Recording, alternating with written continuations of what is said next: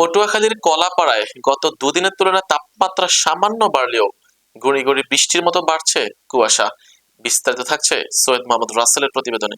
সেই সঙ্গে বইছে হিমবাতাস, ঘন কুয়াশা। হিমবাতাস বাড়িয়ে দিয়েছে শীতের তীব্রতা।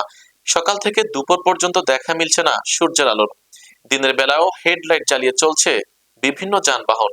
আজ রোববার সকাল 9টায় কলাপাড়ায় সর্বনিম্ন 11.6 ডিগ্রি সেলসিয়াস তাপমাত্রা রেকর্ড করেছে খেপুপাড়া আবহাওয়া অফিস। এই সময় কুয়াশার দৃষ্টিসীমা ছিল 50 মিটারের নিচে, আর বাতাসের আর্দ্রতা ছিল 90%। ঘন কুয়াশা ও উত্তরের হিমেল বাতাসে জনজীবন চরম ভোগান্তিতে মেশছে।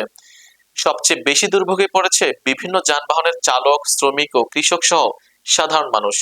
অনেকেই খড়কুটো জ্বালিয়ে শীত নিবারণের চেষ্টা চালাচ্ছেন। হাসপাতালগুলোতে বেড়েছে শীতজনিত রোগীর সংখ্যা।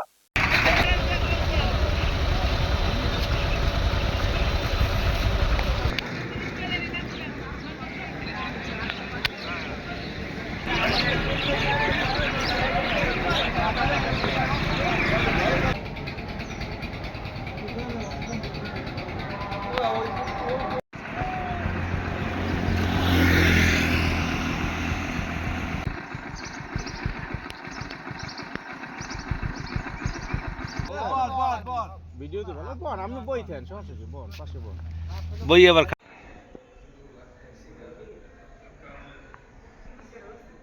নাম পাইবেন কেমন? না না, সে তো ঢাকায়।